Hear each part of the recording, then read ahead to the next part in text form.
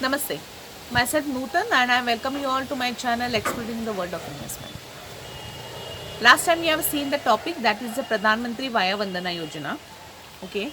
Today we are going to see the subject, the topic which is very close to the heart of the senior citizen, that is Senior Citizen Savings Scheme, SCSS. Okay.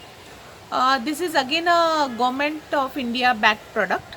The any senior citizen residing in India can open the account in any authorized banks or in the post office.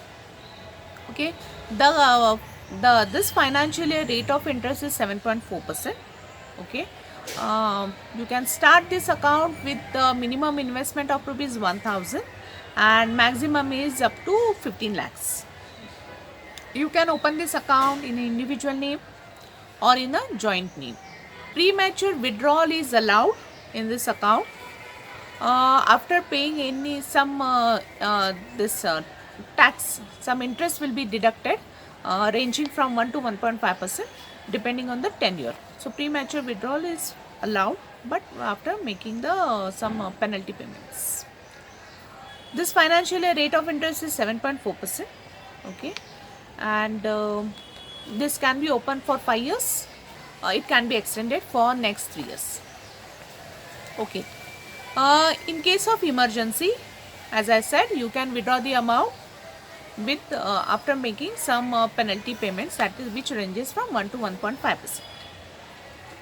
In case of the death of the investor, okay, this amount can be refunded, can be given with interest to the nominee or the legal heir, and the account can be closed. Amount invested under Senior Citizens Savings Scheme qualifies for the tax rebate, qualifies for the ATC tax benefit under the Income Tax Act. The process for account opening is very simple. The senior citizen can visit any of the authorized banks or the post office. They have to fill up the form A, which is available for this, with PAN card, Aadhaar card is mandatory. With that we require 2 passport size photographs, one address proof. For that you can provide your utility bill in the sense electricity bill you can provide. Okay, and this account can be opened and it's very fast process. So this is what senior citizen account is. So before closing today's topic, I would like to just come the comparison between the Senior Citizen Savings Scheme as well as the Pradhan Mantri Vaya Vandana Yojana, which we had seen last time. Okay, Pradhan Mantri Vaya Vandana Yojana, the tenure is 10 years, wherein this Senior Citizen Savings Scheme, the tenure is 5 years, and which you can extend for next 3 years. So any senior citizen is looking for monthly return. Okay, for them Pradhan Mantri Vaya Vandana Yojana is the best option, because Pradhan Mantri Vaya Vandana Yojana you can get interest on monthly, half yearly, quarterly and yearly basis, wherein Senior Citizen Savings Scheme gives the rate interest on quarterly basis.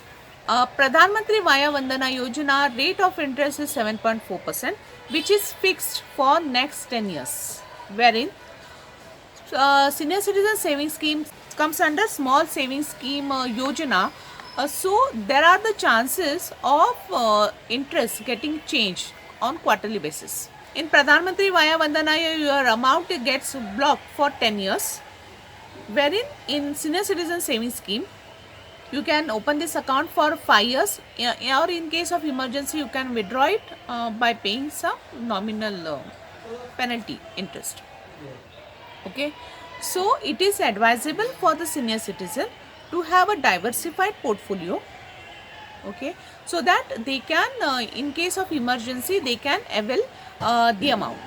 Okay, so as I said, the common thumb rule, that is whatever your age, you have to deduct that it from 100. So that amount should be, whatever your age, that amount should be in the debt portion and rest should be in the equity. So the equity portion takes care of your inflation. So that is one point.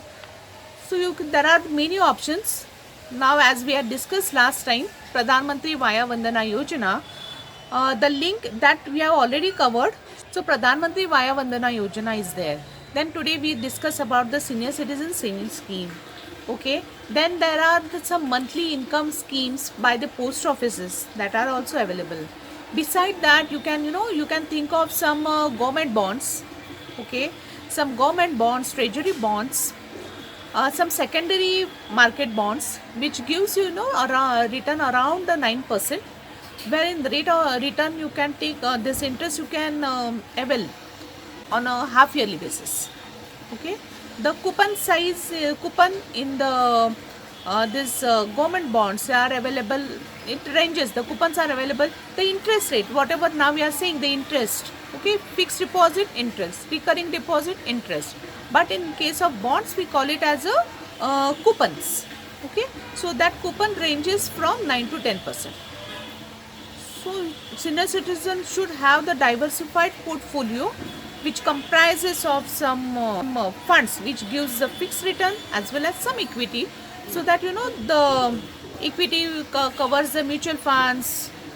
Then there are many other funds which I will be covering in our coming topics. So this way they can think of. If you are having any doubts, you can just put it in the chat box. Before closing today's video, I would like to share this chart with you, which will give you the idea about all the investment products. Okay, so I have divided into 5 parts. First is the deposits, second is the securities, third is the postal schemes, fourth is the insurance, and last is the real estate.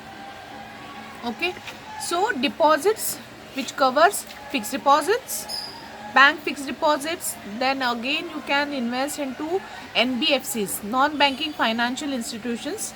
They also have their FDs. So FD is one option, RD is one option. Again we have a tax saving fixed deposit, okay, wherein your FD amount is fixed for 5 years. So this is also one example, one opportunity wherein you can get a fixed rate of interest. So this is available through banks as well as NBFCs. Second is the securities, wherein funds get invested into mutual funds. ELSS is the tax saving. You can get the benefit of the tax. So ELSS is for the 3 years, which we will cover later on. Then government bonds, treasury bonds, money market funds, derivatives and stocks. Okay. Third one is the postal schemes, which in that we cover PPF, Public Provident Fund, which I already discussed earlier in our videos. Then we have a National Savings Scheme, NSS. PMBBY again we discussed in our last video. Then we have Vikas Patra, then Senior Citizen Savings Scheme. Then we also have like monthly income schemes from the post offices. Fourth investment product, you can say the annuity products. There are some funds which gives the annuity, plus we have some ULIP funds. Okay.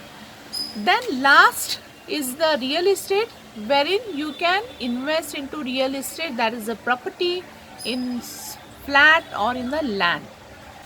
Also we have CDs and money market.